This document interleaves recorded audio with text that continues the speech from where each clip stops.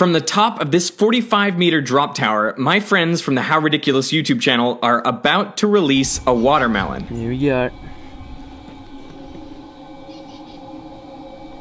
Oh. In free fall for a full 3 seconds, the watermelon accelerates to over 100 kilometers per hour before smashing into the ground.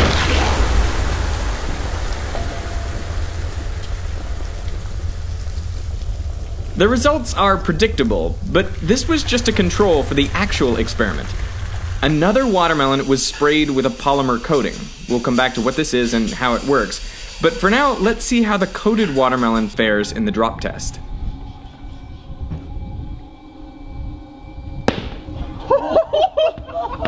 That's insane. Oh, you're kidding me. Instead of shattering, the watermelon bounces and remains intact. For the most part, anyway. Is it broken inside? Look. Yeah, it is. It's definitely slushy. Even with an axe, the How Ridiculous boys can't crack this shell. How is it not? Ah! Oh, yes! Sure we can pull through that. Oh, look, it's actually... Oh! Look at the watermelon. It's intact. It's still a watermelon. Look at that. Oh, that's gross. That is amazing. It is pretty amazing that the watermelon could survive an impact at over 100 kilometers per hour. Yeah. So I went to find out more about the coating, called Linex. It's a mess. The individual components are a mess. When it goes on as a big mess. You saw me wear a spray suit. It's a mess. But when you're done, you're really cool stuff. Linex is made from 2 ingredients. A and B. Inside of each of these is multiple things. But the main component of A is diphenylmethane 4,4-diisocyanate, or MDI for short. It's very reactive due to these groups on the end. B is the poly. So the simplest way I could explain is it's a plasticizer. The main component of B is alpha-2-aminomethylethyl, omega-2-aminomethylethoxy, polyoxymethyl-1,2-ethanediol. Long name for a long chain molecule. In reality, it would be many times longer than this. Now, I managed to convince Bryn to let me mix the 2 ingredients the old-fashioned way, with the stir stick. And that's the A. That's the A. Wow. I'm gonna dump A and B in here and you just mix them and see what happens. All right. Okay. Ready? Yep. All right. Go for it. How quickly should they react? They're reacting right now. Whoa. Did you see that? That is crazy. And you can see there's almost like, I don't know, smoke or something coming Well, up there? it's probably getting quite warm.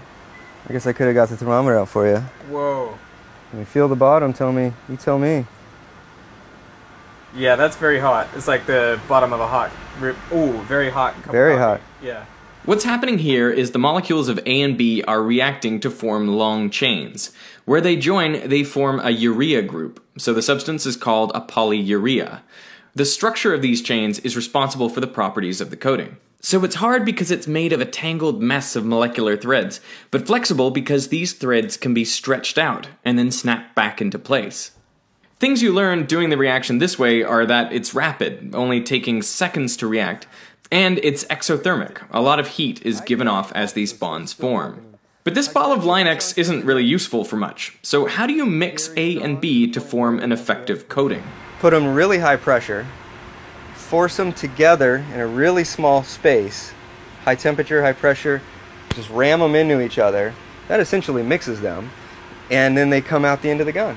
So from the time they're separate components, they mix, out the gun, hit your target, fraction of a second. This is where the magic happens. Inside here. So you pull the trigger, out comes Linex. We decided to Linex a piece of paper to see how strong the coating is.